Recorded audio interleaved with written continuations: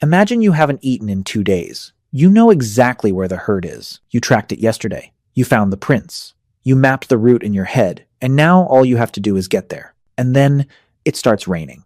Not a light drizzle. A heavy, soaking, wind-driven rain that doesn't stop. It goes all day, then all night, then the next morning, and it's still going.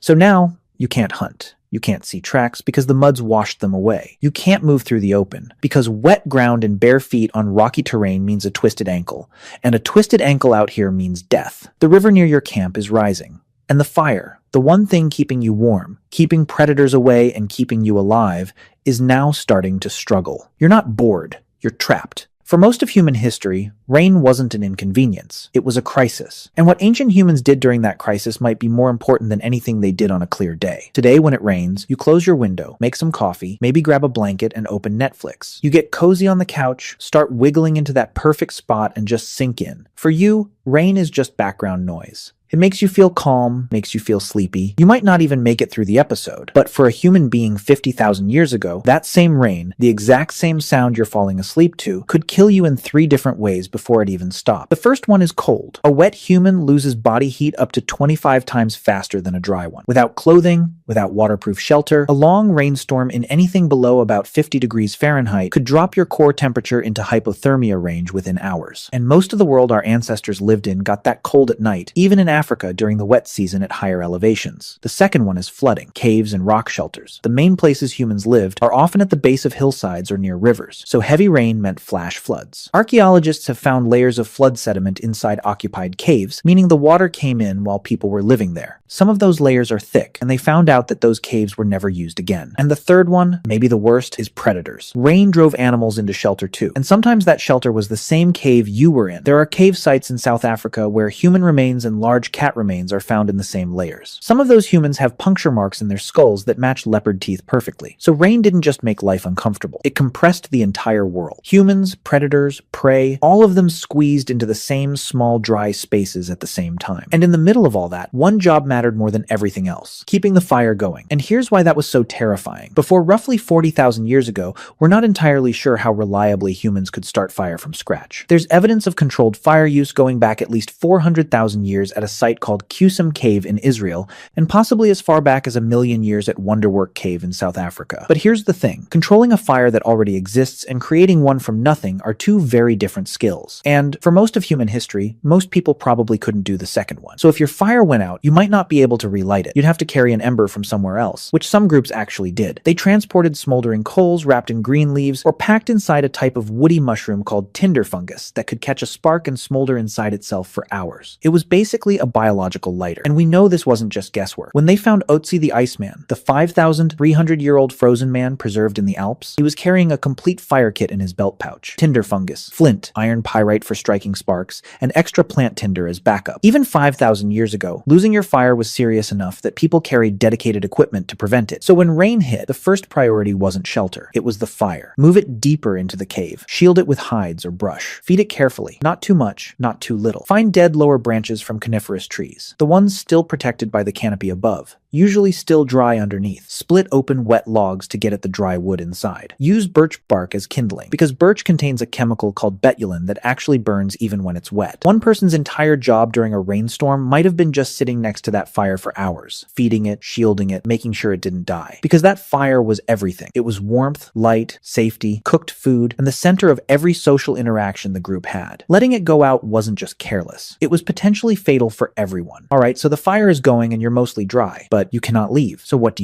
You make things. The archaeological record is very clear on this. Caves and rock shelters are absolutely packed with evidence of manufacturing. Stone tools in every stage of production. Piles of flaking debris, those tiny chips of rock that fly off when you're shaping a tool, found concentrated in specific spots inside caves. Exactly where someone would sit near firelight and work for hours. But it wasn't just stone tools. At Blombos Cave in South Africa, archaeologists found a 100,000-year-old ochre processing workshop. Abalone shells used as mixing mixing bowls, ochre ground into powder, bone tools used to stir and apply it. This wasn't basic survival, this was production. Someone sat in that cave, probably while the rain pounded outside, and manufactured pigment on purpose, with a system. And then you've got bone needles. They start appearing in the record around 61,000 years ago in South Africa, and later across Europe and Asia. These are delicate, precise tools with tiny drilled eyes. You don't make a bone needle while you're running from something. You make it when you're sitting still, focused, with hours to spare. Rainy days gave people that time. Now here's where it gets really interesting. At a Neanderthal site called Abri du Maras in France, archaeologists found a tiny fragment of twisted plant fiber string dating to roughly 5,200 years ago. That's the oldest direct evidence of string ever found. And then, at Hohlefels Cave in Germany,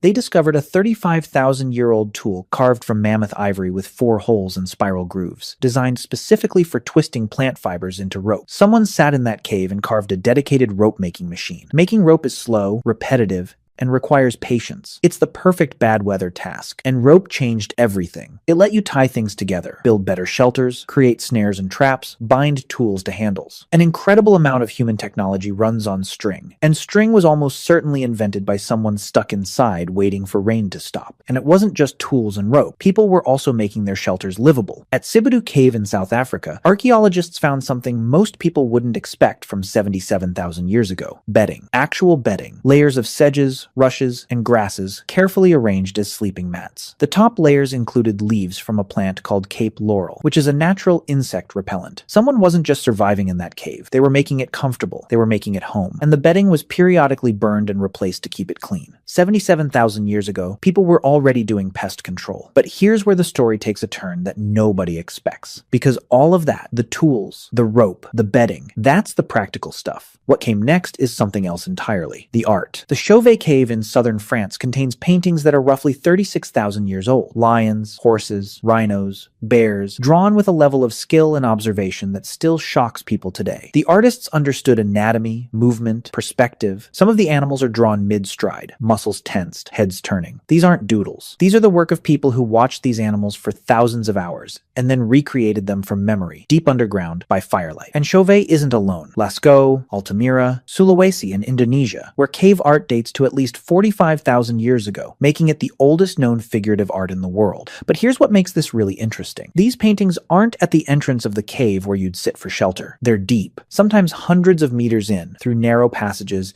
in chambers you'd have to crawl to reach. Someone carried animal fat lamps into total darkness and painted.